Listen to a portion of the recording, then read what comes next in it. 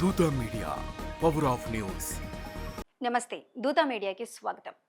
శ్రీకృష్ణ జన్మాష్టమి హిందువులకు అత్యంత పవిత్రమైన పండుగ. దేశవ్యాప్తంగా భక్తి శ్రద్ధలతో జరుపుకుంటారు. భాద్రపద మాసంలో కృష్ణపక్ష అష్టమి రోజు అర్ధరాత్రి శ్రీకృష్ణుడు జన్మించాడు. ఈ ఏడాది ఆగస్టు 16న ఈ వేడుకలు జరుగుతాయి. విష్ణుమూర్తి 8వ అవతారంగా మధుర జైలులో దేవకి వసుదేవులకు పుట్టిన కృష్ణుడు ధర్మం, జ్ఞానం, భక్తిని ప్రపంచానికి అందించాడు. అయితే ధర్మస్థాపన కోసం పుట్టిన కృష్ణుడి పుట్టుకే కష్టాలతో మొదలైంది. కాస్త వివరంగా చూస్తే ఈ విషయం మనకు అర్థమవుతుంది. కృష్ణుడికి ఒక మేనమామ ఉన్నాడు. అతని పేరు కంసుడు. కంసుడు ఒక రాక్షస స్వభావం కలిగిన రాజు. తన క్రూరమైన పాలనతో ప్రజలను హింసించేవాడు. అతని అన్యాయం, అధర్మం ప్రజలను భయభ్రాంతులకు గురి చేసేది. అలాంటి దుష్ట శక్తులను సంహరించి ధర్మాన్ని స్థాపించటానికి కృష్ణుడు జన్మించాడు. దేవకి 8వ సంతానం తన మరణానికి కారణమవుతుందని ఆకాశవాణి ద్వారా కంసుడికి తెలిసిందే. ఈ భయంతో కంసుడు తన సోదరి దేవకిని, ఆమె భర్త వసుదేవుణ్ణి మధురలోని జైలులో బంధించాడు. వారి ప్రతి సంతానాన్ని జన్మించిన వెంటనే చంపే క్రూరమైన ప్రయత్నం చేశాడు. దేవకి వసుదేవులను గొలుసులతో బంధించి కఠినమైన జైలు శిక్ష అమలు చేశాడు. కానీ దైవిక శక్తి జోక్యం చేసుకుంది. కృష్ణుడు జన్మించిన రాత్రి జైలు తలుపులు స్వయంగా తెరుచుకున్నాయి. కావలి వారు గాఢ నిద్రలోకి జారుకున్నారు. యమునా నది కూడా వసుదేవుడి కోసం దారిచ్చింది. వసుదేవుడు శిశువైన కృష్ణుణ్ణి తీసుకుని గోకులంలో నందగోపుడు యశోదల ఇంటికి చేరాడు. అదే సమయంలో యశోదకు జన్మించిన బాలికను తీసుకుని మధురకు తిరిగి వచ్చాడు. ఈ బాలిక దైవిక శక్తి గల యోగమాయ. కంసుడు ఆ శిశువును చంపటానికి ప్రయత్నించగా ఆమె ఆకాశంలోకి ఎగిరి తన నిజ రూపంలో దుర్గాదేవిగా కనిపించి కంసుడి మరణం అనివార్యమని హెచ్చరించింది. గోకులంలో నందగోపుడు యశోదల సంరక్షణలో శ్రీకృష్ణుడు సురక్షితంగా, సంతోషంగా పెరిగాడు. నందగోపుడు గోకులంలో గోపాలకుల నాయకుడు, గోవుల సంరక్షణలో నైపుణ్యం కలిగిన వ్యక్తి. యశోద అతని భార్య. తల్లి ప్రేమతో కృష్ణుణ్ణి సొంత బిడ్డలా చూసుకుంది. ఆమె కృష్ణుణ్ణి పాలతో, ప్రేమతో పోషించింది. అతని అల్లరి సాహసాలను సహనంతో భరించింది. గోకులం యమునా నది తీరంలో పచ్చని పొలాలు, గోవులతో నిండిన సుందరమైన గ్రామం. ఇక్కడ కృష్ణుడు గోప బాలులతో, గోపికలతో కలిసి ఆనందంగా గడిపాడు. కానీ కంసుడు తన మరణానికి కృష్ణుడే కారణమవుతాడని భయపడ్డాడు. అందుకే కృష్ణుణ్ణి చంపాలనే ఉద్దేశంతో విశ్రాంతి లేకుండా రాక్షసులను పంపాడు. మొదటగా పూతన అనే రాక్షసిని పంపాడు. ఆమె గోపిక రూపంలో గోకులంలోకి ప్రవేశించి విషపు పాలను తాగించి కృష్ణుణ్ణి చంపాలనుకుంది. కానీ బాలకృష్ణుడు దైవిక శక్తితో ఆమె పాలు తాగటమే కాక ఆమె ప్రాణాలను కూడా తీశాడు. పూతన సంహారం కృష్ణుడి అసాధారణ శక్తిని చాటింది. తరువాత కంసుడు శకటాసురుడు అనే రాక్షసుడిని బండిగా మార్చి గోకులంలోకి పంపాడు. ఒకరోజు యశోద కృష్ణుణ్ణి బండి కింద పడుకోబెట్టగా శకటాసురుడు అతన్ని చంపేందుకు దొర్లాడు. కానీ బాలకృష్ణుడు తన చిన్ని కాళ్లతో ఒక్క తన్నుతో బండిని విరిచి శకటాసురుడిని సంహరించాడు. ఈ ఘటన గోకులం జనాన్ని ఆశ్చర్యంలో ముంచెత్తింది. మరోసారి కంసుడు తృణావర్తుడనే రాక్షసుణ్ణి సుడిగాలి రూపంలో పంపాడు. తృణావర్తుడు కృష్ణుణ్ణి ఎత్తుకొని ఆకాశంలోకి ఎగరగలిగాడు. కానీ కృష్ణుడు తన శరీరాన్ని భారీగా చేసి తృణావర్తుడిని భూమిపై పడేసి అతడిని అంతమొందించాడు. ఈ సంఘటనలు కృష్ణుడి దైవికతను, ధర్మరక్షణకు అతని నిబద్ధతను స్పష్టం చేశాయి. ఈ లీలలు కృష్ణుడి బాల్యంలోని అద్భుత ఘట్టాలు. యశోద, నందగోపుడు అతడిని ప్రేమతో పెంచినప్పటికీ కృష్ణుడు తన దైవిక శక్తులతో గోకులాన్ని కాపాడాడు. కంసుడి రాక్షసులు ఎంత ప్రయత్నించినా కృష్ణుడి ముందు విఫలమయ్యారు. గోకులంలో కృష్ణుడి బాల్యలీలలు అన్నీ ఇన్నీ కావు. వెన్న దొంగలించటం, గోపికలతో ఆటలాడటం లాంటివి ఎన్నో ఉన్నాయి. అవన్నీ భక్తులకు ఆనందాన్నిచ్చే అంశాలు. అయితే గోకులంలో బాల్యం గడిపిన తర్వాత శ్రీకృష్ణుడు బృందావనానికి వెళ్ళాడు. ఎందుకంటే కంసుడి నిరంతర దాడులు, రాక్షసుల బెడద వల్ల గోకులం సురక్షితం కాదని నందగోపుడు భావించాడు. అందుకే నందగోపుడు తన కుటుంబం, గోపాలకులతో సహా బృందావనానికి తరలి వెళ్ళాడు. బృందావనం యమునా నది తీరంలో ఉన్న సుందరమైన పచ్చని గ్రామం. ఇక్కడ కృష్ణుడు తన యవ్వన లీలలను కొనసాగించాడు. బృందావనంలో ఆయన గోవులను కాస్తూ గోపికలతో రాసలీలలు ఆడాడు. కాళీయమర్దనం, గోవర్ధనగిరి ఎత్తటం వంటి అద్భుత ఘట్టాలు ఇక్కడే జరిగాయి. కాళీయమర్దనంలో యమునా నదిలో విషాన్ని కక్కిన కాళీయ సర్పాన్ని కృష్ణుడు జయించి నదిని శుద్ధి చేశాడు. గోవర్ధనగిరి సంఘటనలో ఇంద్రుడి కోపంతో కురిసిన భారీ వర్షాల నుంచి గోకుల వాసులను రక్షించేందుకు కృష్ణుడు గోవర్ధన పర్వతాన్ని చిటికిన వేలితో ఎత్తి గొడుగులా పట్టాడు. ఈ ఘట్టాలు కృష్ణుడి దైవిక శక్తిని, భక్తుల పట్ల ప్రేమను చాటాయి. బృందావనంలో గోపికలతో రాసలీలలు ఆయన దివ్యమైన ప్రేమకు, ఆధ్యాత్మిక బంధానికి చిహ్నంగా నిలిచాయి. ఈ లీలలు భక్తితో కూడిన ప్రేమను, ఆత్మ సమర్పణను సూచిస్తాయి. కృష్ణుడి వేణుగానం బృందావనంలోని ప్రతి జీవిని మంత్రముగ్ధం చేసింది. గోపికలు ఆయన సంగీతానికి, సాన్నిహిత్యానికి మైమరిచిపోయేవారు. బృందావనం తర్వాత శ్రీకృష్ణుడు మధురకు వెళ్ళాడు. బృందావనంలో ఆయన తన యవ్వన లీలలను కొనసాగించాడు. కంసుడు తనను చంపేందుకు నిరంతరం రాక్షసులను పంపటం, ఆహ్వానం పేరుతో మధురకు రమ్మని కబురు చేయటంతో కృష్ణుడు తన అన్న బలరాముడితో కలిసి మధురకు బయలుదేరాడు. మధురలో కంసుడు కృష్ణుణ్ణి, బలరాముడిని చంపేందుకు కుస్తీ పోటీని ఏర్పాటు చేశాడు. కానీ కృష్ణుడు కంసుడి రాక్షస యోధులను, ఏనుగు కువాలయ పీడాన్ని సంహరించాడు. చివరకు కంసుడిని సైతం మట్టి కరిపించి మధుర ప్రజలను అతని దుష్ట పాలన నుంచి విముక్తి చేశాడు. దేవకి, వసుదేవులను జైలు నుంచి విడిపించి ఉగ్రసేనుడిని తిరిగి రాజుగా నియమించాడు. మధురలో కంసుడి సంహారం తర్వాత కృష్ణుడు తన విద్యాభ్యాసం కోసం సాందీపని గురువు వద్దకు ఉజ్జయినికి వెళ్ళాడు. అక్కడ ఆయన వేదాలు, ధనుర్విద్య, రాజనీతి వంటి విద్యలను అభ్యసించాడు.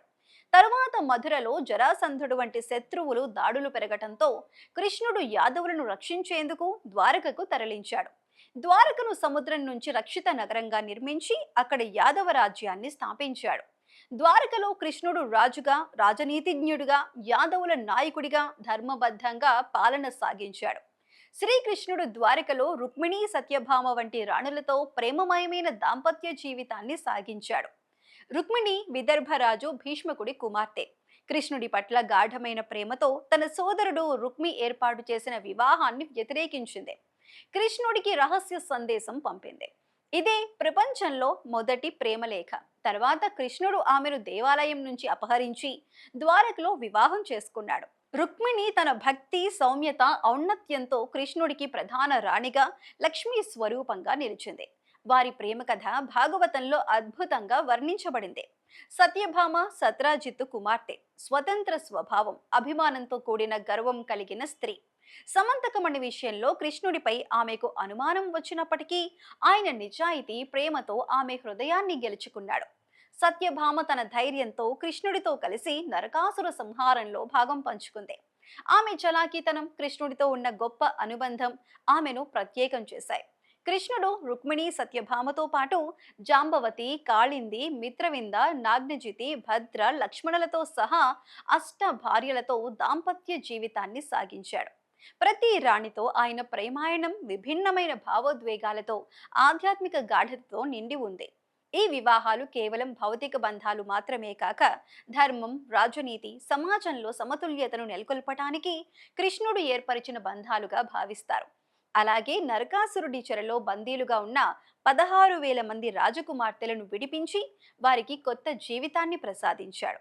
ఆ 16,000 మంది గోపికల ఆత్మల సమర్పణకు ప్రతీకగా కృష్ణుడి దైవిక ప్రేమకు నిదర్శనంగా నిలుస్తారు. ఇక శ్రీకృష్ణుడు ద్వారకలో యాదవ రాజ్యాన్ని స్థాపించిన తరువాత అక్కడే పాండవులతో ఆయన స్నేహం బలపడింది.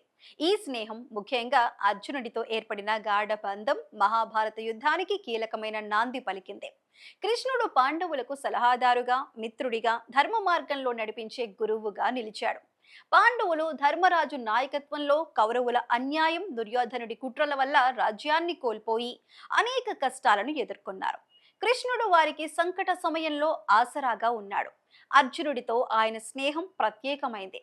ద్రౌపది స్వయంవరంలో అర్జునుడు గెలిచినప్పుడు కృష్ణుడు అక్కడే ఉన్నాడు. కృష్ణుడు ద్రౌపదికి రక్షకుడిగా, సోదరుడిగా కూడా నిలిచాడు. ముఖ్యంగా ఆమెను కౌరవులు అవమానించినప్పుడు, మహాభారత యుద్ధం సమీపిస్తున్నప్పుడు కౌరవులు, పాండవులు ఇరువైపుల నుంచి కృష్ణుడి సహాయం కోరారు. కృష్ణుడు తన సైన్యాన్ని ఒకవైపు, తన సాన్నిధ్యాన్ని మరోవైపు ఇస్తానని చెప్పాడు. అర్జునుడు కృష్ణుణ్ణి, దుర్యోధనుడు ఆయన సైన్యాన్ని ఎంచుకున్నారు. ఈ నిర్ణయం యుద్ధ ఫలితాన్ని నిర్ణయించింది. కృష్ణుడు కురుక్షేత్రంలో అర్జునుడికి సారథిగా ఉంటూ భగవద్గీత రూపంలో ధర్మం, కర్మ, భక్తి గురించి ఉపదేశించాడు. ఈ గీతోపదేశం పాండవుల విజయానికి, ధర్మస్థాపనకు మార్గదర్శకంగా నిలిచింది. కృష్ణుడి స్నేహం, మార్గదర్శనం వల్ల పాండవులు కౌరవులపై విజయం సాధించారు. ఈ స్నేహం కేవలం వ్యక్తిగత బంధం మాత్రమే కాక ధర్మరక్షణకు, అధర్మ నాశనానికి దోహదపడిన ఆధ్యాత్మిక శక్తిగా నిలిచింది. ఈ విధంగా ధర్మస్థాపన చేసిన భగవాన్ శ్రీకృష్ణుడు అంటే ఎవరికి ఇష్టం ఉండదు చెప్పండి.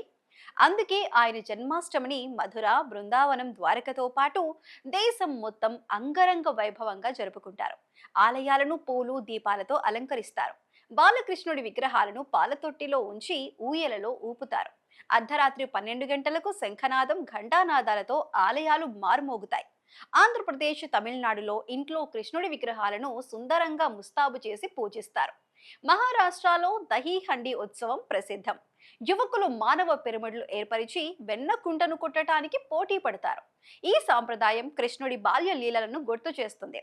గుజరాత్లో ద్వారకాధీష్ ఆలయంలో లక్షలాది భక్తులు రాసలీలలు, నాటకాలతో జన్మోత్సవాన్ని జరుపుకుంటారు. ఈ పండుగ ఆధ్యాత్మికతతో పాటు సామాజిక, సాంస్కృతిక విశిష్టతను చాటుతుంది. భగవద్గీతలో కృష్ణుడి కర్మయోగ బోధనలు భక్తులను స్ఫూర్తిపరుస్తాయి. ఇంట్లో సీడై, లడ్డు, ఖీర్ వంటి వంటకాలు సిద్ధం చేస్తారు.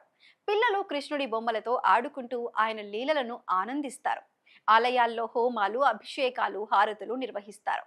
కృష్ణుడి కథల ఆధారంగా నాటకాలు, నృత్య ప్రదర్శనలు జరుగుతాయి. చిన్నారులను కృష్ణుడి రూపంలో అలంకరించి ఊయలలో ఊపుతారు. ఇది గోకులంలోని ఆయన బాల్య సరదాలను తలపిస్తుంది. శ్రీకృష్ణ జన్మాష్టమి ధర్మం, నీతి, ప్రేమను ఆచరించే సమయం. కృష్ణుడి సందేశాలు జీవన మార్గదర్శనంగా నిలుస్తాయి.